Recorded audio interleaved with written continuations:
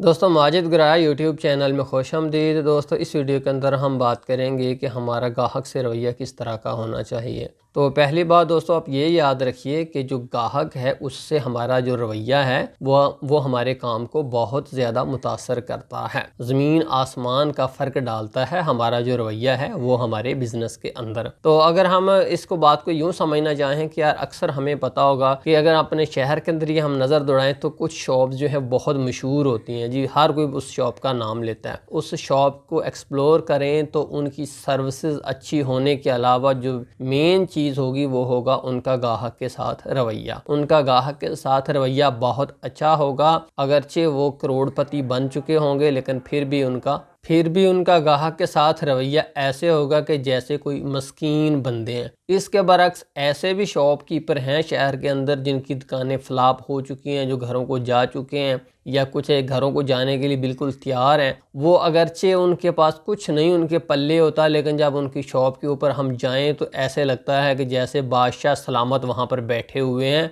और क्या उनकी शान और शौकत है। वो जाएं तो वो हमसे सीधे मुंह बात ही नहीं करते। तो इस ऐसी शॉप के ऊपर एक दफ़ा तो बंदा चला जाता है लेकिन उसके बाद जाने का कभी तकल्लुफ़ नहीं करता। अगरचे उनकी शॉप के ऊपर बहुत ज़्यादा सामान हो और उसका रेट भी बहुत मुनासिब हो, लेकिन अगर उनका रवैया अच्छा नहीं है, कस्टमर अपनी बेइज्जती महसूस करता है तो कभी भी उस शॉप के ऊपर नहीं जाएगा। अगरचे वो फ्री भी माल दे तो कोई भी उससे नहीं लेगा। और जो प्यार देता है कस्टमर, वो कस्टमर के प्यार देकर उसकी खाल भी उतार ले तो कस्टमर को बिल्कुल भी महसूस नहीं होता। कस्टमर दोबारा वहाँ पर जाता है खाल उतरवाने के लिए। बात करने का मकसद ये है, खाल उतरवाने का वर्ड यूज़ करने का मतलब ये है कि अगरचे थोड़ी सी चीज़ एक्सपेंसिव भी हम ग्राहक को दे दें लेकिन उसको मुतमिन किया है, वो खुश हो गया तो उसको कुछ भी महसूस नहीं होगा। उसको चीज़ सस्ती भी दे दें और साथ उसको इंसल्ट फील हो तो वो ग्राहक जो है कभी भी उस शॉप के ऊपर नहीं जाएगा। दोस्तों कोई भी कारोबार हो, आप मिसाल के तौर पर मोबाइल फ़ोन रिपेयरिंग को ही ले लें। अगरचे आपको काम जो है वो कम आता है, इतना ज़्यादा नहीं आता, बट आपका रवैया बहुत अच्छा है तो फिर भी आपके पास कस्टमर्स की एक लाइन लगी रहेगी। उसमें से आप अपनी पसंद का काम जो है वो करके उसमें से पैसे कमा सकते हो। पसंद का काम करके का क्या मतलब? तो दोस्तों बात यह है कि आप जब इनिशली चलेंगे तो ये कोई ज़रूरी नहीं कि आप हर मोबाइल फ़ोन रिपेयर करो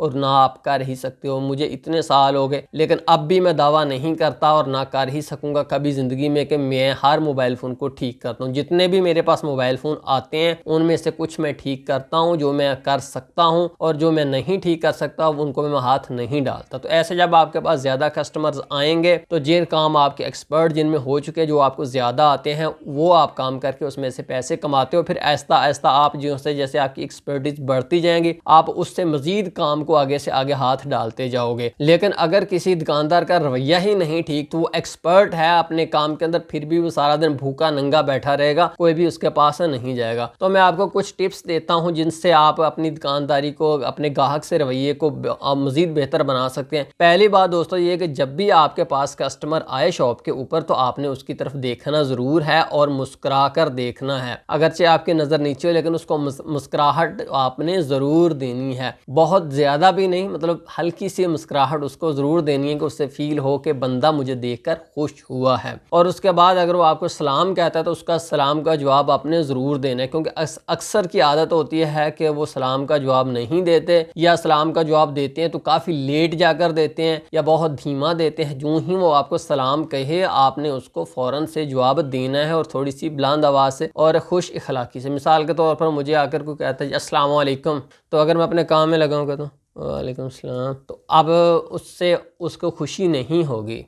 अगर वो मुझे कहता है जी अस्सलाम वालेकुम, मैं उसको कहता हूँ वालेकुम सलाम जनाब, तो उससे क्या होगा कि उसका दिल खुश हो जाएगा। तो ये दो अंदाज हैं एक ही चीज़ के। तो आपने दूसरा नंबर पर ये करना है कि उसके सलाम का जवाब ज़रूर देना है। अब अगर वहाँ पर सीट नहीं है तो उसको बैठने के लिए सीट प्रोवाइड करनी है, फिर उसकी तरफ मतवज्जे होना है। अगरचे आप काम के अंदर बिजी हो, आपके पास टाइम नहीं है, कोई काम है सीरियस कर रहे हैं, तो फिर भी आप उसको हाथ के इशारे करके बस जनाब 1 मिनट अभी मैं आपकी बात सुनता हूँ, अगर आप उसको ऐसे कह देंगे तो उससे मुतमिन हो जाएगा कि शॉपकीपर ने मुझे कहा अभी ये यहाँ से फ्री होगा और मेरी बात सुनिए। अगर आप अपने काम में बिजी हैं, आप उसकी तरफ देखते नहीं, तो वो हो सकता है कि 1-2 मिनट वहां पर खड़ा रहे, उसके बाद ये कहे कि यार मेरी तरफ तो किसी ने देखा ही नहीं, और वहां से चला जाए। उसको ये जरूर बताना है कि मैं आपका मसला, आपकी बात सुनता हूँ। अगर उसका मोबाइल फोन का मसला, मिसाल के तौर पर मोबाइल फोन का उसका मसला, मोबाइल फोन खराब है, तो आपको 10 मिनट आप बिजी हैं, तभी आप उससे मोबाइल फ़ोन ले लें और उसको देखें, इनिशियली देख लें कि क्या मसला है, उसका मसला देख लें। अगर आपके सॉल्व करने वाला है तो आप उसको कहें जी बैठे जनाब, ये मेरा 5 मिनट का काम है, 10 मिनट का काम है, उसके बाद फिर मैं जो है इस मोबाइल फ़ोन को देखता हूँ, उससे ले लें। और उसका बिला वजह आप टाइम ज़ाया नहीं करें। और ये ना हो कि वो आप अपने काम में लगे हुए हैं कि जी जब ये मैं मोबाइल फ़ोन रिपेयर कर लूँगा तभी मैं उससे अगला मोबाइल पकड़ूंगा, तब तक वो बैठा रहे। भाई वो 1-2 मिनट ठहरेगा, जब वो देखेगा मेरी बात नहीं सुनी जा रही तो वो चला जाएगा। इसलिए आपने उसको आते ही लिफ्ट जो है वो ज़रूर देनी है। मैं तो आपको मोबाइल फ़ोन रिपेयरिंग की मिसाल दे रहा हूँ, आपकी कोई भी सर्विस हो सकती है, जो भी आपकी सर्विस हो, आपका रवैया अच्छा ही होना चाहिए। दोस्तों गाहक की बात को हमेशा गौर से सुने। आप उसकी बात को गौर से सुनेंगे तो इससे 2 फ़ायदे होंगे। एक तो गाहक का दिल खुश हो जाएगा कि मेरी बात गौर से सुनी गई है। दूसरे नंबर पर जब आपने उसका मसला हल करना है, उस मसले की भी आपको समझ आ जाएगी कि दरअसल ये क्या कहना चाह रहा है। बाज़ का हम गाहक की बात को तवज्जो से नहीं सुनते, तो एक तरफ गाहक गुस्सा होता है, दूसरी तरफ हमें भी उस मसले की मुकम्मल समझ नहीं आती कि दरअसल ये हमें अपना कौन सा प्रॉब्लम बता रहा है। तो इसलिए गाहक की बात को तवज्जो से सुने। इसके अलावा दोस्तों बाज़ का ऐसा भी होता है कि गाहक हमसे कुछ ख़रीद रहा होता है, हम गाहक को कुछ बेच रहे होते हैं। हो सकता है कि हम गाहक को कोई मोबाइल फ़ोन बेच रहे हों, उसकी कोई एसेसरी बेच रहे हों, कोई इलेक्ट्रॉनिक्स की चीज़ बेच रहे हो, या ETC आप कुछ भी दुनिया की चीज़ बेच रहे हो।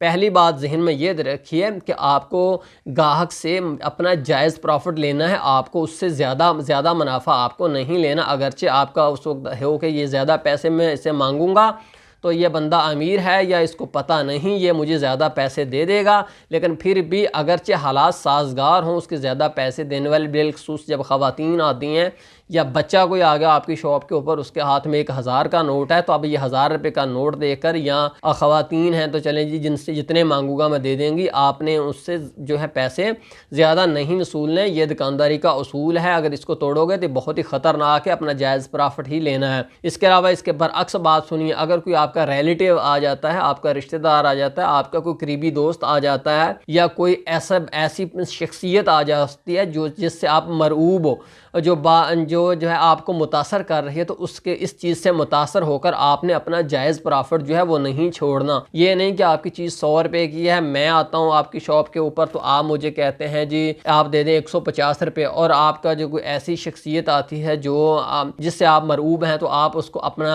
हालांकि आपने 80 रुपये की खरीदी थी, आप उससे 50 रुपये ले लेते। ऐसे भी नहीं करना। जो आपका रेट है वो सारी दुनिया के लिए रेट जो है वो ही रखना है, लेकिन वो रेट माकूल होना चाहिए। कुछ दुकानदार ऐसे भी हैं कि जो इस तरह से उलट चक्कर चलते हैं, तो ये बहुत बुरी बात है। अपना जायज़ प्रॉफिट किसी बंदे को नहीं छोड़ना, अगरचे कोई भी हो, क्योंकि जायज़ प्रॉफिट छोड़ने का मकसद ये है कि कारोबार के अंदर नुकसान। मिसाल के तौर पर एक चीज़ आपने 80 रुपये की परचेज़ की है, आपने उसको 100 रुपये की बेचना है, तो 100 रुपये किस चीज़ के हैं जी, उसको ट्रांसपोर्ट उसकी जब आप लेकर आए अपनी शॉप के ऊपर, ट्रांसपोर्ट का खर्चा, फिर आप वहाँ पर बैठे, उसका फिर बिजली का बिल, फिर शॉप का रेंट, और फिर आपको जो है आपको अपनी भी तो चाहिए ना रोज़ी बच्चों के लिए। तो आप अगर 20 छोड़ते हो तो मतलब आप अपने जेब से पल्ले से डालते हो। दूसरी बात सुनिए, बाज़ का इस तरह होता है कि हम गाहक आता है तो हम उसको मुख्तलिफ चीज़ें दिखाते हैं जी, ये देखिए जनाब इसका ये रेट है, ये रेट है, ये रेट है, और उसको सारे के सारी चीज़ों के रेट बताने, जितनी भी आपके शॉप के ऊपर चीज़ें हैं वो सारी की सारी उसको दिखानी है जी, ये है, ये है। ये नहीं, बाज़ का था जो आपने बेचनी होती है वो आप उसके आगे रख देते हैं, बाकी पीछे उससे अच्छा और उससे सस्ता और या उससे महंगा 2 तरह के स्टॉक होते हैं। आपने सब कुछ गाहक को दिखाना होता है। और अब उससे भी अहम बात करने लगा हूँ, अब बहुत मुश्किल है इस पर अमल करना, बट ये कीजिएगा ज़रूर। गाहक आते हैं शॉप के ऊपर, वो चीज़ें 3-4 देखते हैं, एंड पर वो नहीं खरीदते, वैसे ही चले जाते हैं। तो आपको बहुत गुस्सा आता है कि यार मेरा इतना टाइम वेस्ट किया, वहाँ से मैंने एक चीज़ निकाली, उसको डब्बे से निकाली, उसकी पैकिंग भी उतारी, और उसके बाद मैंने इसको दी है, इसने यहाँ पर बैठकर 15-20 मिनट चेक भी किए, और एंड पर कह रहा है कि मैंने नहीं लेनी। तो ये कितने अफसोस की बात है। कुछ दुकानदार ऐसे कह देते हैं यार एवं तो मेरा टाइम ज़ाया किया जो तो नहीं सी लेनी थे। तो ये बहुत बुरी बात है। अगर गाहक 50 चीज़ें देखने के बाद एंड पर फैसला करता है कि मैंने नहीं लेनी तो आप उसको मुतमिन करना है कि कोई बात नहीं, आपकी अपनी शॉप है, आप जितनी मर्जी चीज़ें देखें, और भी देखनी है तो बिला तकल्लुफ़ देख लें, कोई मसला नहीं है। अगर वो कोई और ख़ास तरह की चीज़ की डिमांड करता है तो आप उसको कहेंगे जी वो भी आपको अवेलेबल कर देंगे, फ़लाँ दिन आपको हम ला देंगे या फ़लाँ दिन आ जाएगी, तो कोई बात नहीं, आप उस दिन तशरीफ़ ले आइएगा। उसको जाते हुए शर्मिंदगी महसूस ना हो, क्योंकि अगर उसने 20 चीज़ें पहले ही चेक की हुई हैं या 2-3 ही चेक की हुई हैं तो वो शर्मिंदा हो रहा होगा आगे जाते हुए। तो आपने उसको कॉन्फिडेंस में, एतमाद में देकर जो है फिर वहाँ से रुखसत करना है। बाज़ का दोस्तों ऐसे होता है कि हम ग्राहक को कोई चीज़ दे देते हैं, अगले दिन वो आ जाता है कि यार ये चीज़ तो ख़राब निकली है। तो आपने पहला उसूल तो ये बनाना है कि कोई भी चीज़ हो ग्राहक को हमेशा चेक करके दीजिए, उसको चेक कर लें, उसको ख़राब चीज़ ग्राहक के पास जाए ना, क्योंकि बाज़ का कस्टमर हमसे दूर चले जाते हैं, उनके घर दूर होते हैं और वो गाँव गोठों के होते हैं, फिर वो चीज़ एक दफ़ा उनके पास ख़राब चली जाती है तो उनके पास टाइम नहीं होता कि वो वापस आकर जो है हमसे चेंज करवाएं। तो इसलिए हम चीज़ हमेशा चेक करके देनी है। अगर आपने चेक करके चीज़ दी थी फिर भी वो ख़राब निकली है तो अगले दिन ग्राहक आ जाता है, ये यार आपसे चीज़ ली थी, ये ख़राब है, ये काम नहीं करती, तो फिर आपने गुस्सा नहीं करना इस चीज़ का, यार मैंने तो चेक करके दी थी, मेरी रिस्पॉन्सिबिलिटी नहीं, मैंने तो चेक करके दी थी। ऐसे नहीं कहना, बिल्कुल भी नहीं कहना। उससे चीज़ लेनी है, उसको चेक करना है, अगर चीज़ डिफेक्टिव है तो आपने उसको अपने पल्ले से उसको देनी है चीज़। मिसाल के तौर पर एक चीज़ थी मेरे पास, मैंने ग्राहक को 50 रुपए की सेल की, लेकिन मुझे वो 30 रुपए की आई थी। अब इसमें 20 रुपए मेरा प्रॉफिट था ना, तो अब मैं क्या करूँगा, अगर मैं उसको केबल ख़राब एक निकल आई है, 50 कस्टमर को मैंने बेची, एक की ख़राब निकल आई है, तो मैं उसको एक को दे दूँगा नई केबल अब है,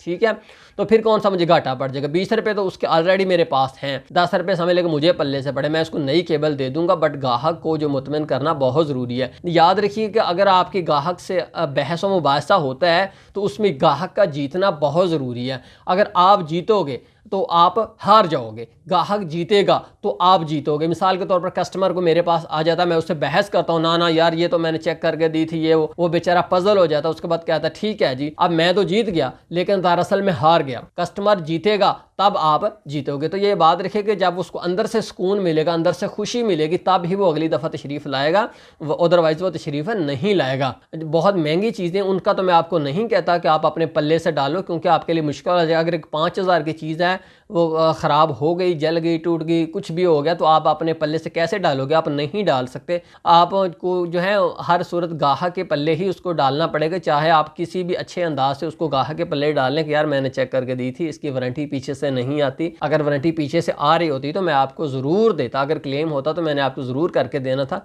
इसकी पीछे से वारंटी आती नहीं, बस इसकी चेक वारंटी ही होती है। तो मैं बहुत माज़रत चाहता हूँ आपसे कि मैं ये आपको जो है रिप्लेस करके नहीं दे सकता। आप इस तरह की बात करेंगे तो ग्राहक गुस्सा नहीं करेगा, वो समझ जाएगा। तो मुख्तसर तौर पर अगर मैं कहूँ कि ये सारी गुफ्तगू जितनी भी है, इसको हमने एक लफ्ज़ में बयान करना है, तो एक जुमले के अंदर हमने बयान करना है। तो सुनिए, एक जुमले के अंदर हम इसको यूँ बयान कर सकते हैं, यार आप भी तो किसी शॉप के ऊपर सामान लेने जाते ही हो ना कुछ लेने, अपने घर की सब्जी, दाल, चीनी, पत्ती, आटा, साबुन, तेल, इस तरह की चीज़ें लेने आप शॉप्स के ऊपर जाते हैं, ग्रोसरी स्टोर्स के ऊपर, सुपर स्टोर्स के ऊपर। जैसे आप चाहते हैं कि ग्राहक जो दुकानदार जो है मुझसे ट्रीट करे, और जैसे आप चाहते हैं कि दुकानदार मुझसे ट्रीट करे, आप सेम टू सेम वैसे ही अपने ग्राहक से डील करें। आप शॉप के ऊपर जाएं, वहाँ पर जब आप दुकानदार आपसे बिहेव करे तो आप वो पॉइंट वहाँ पर लिख लें।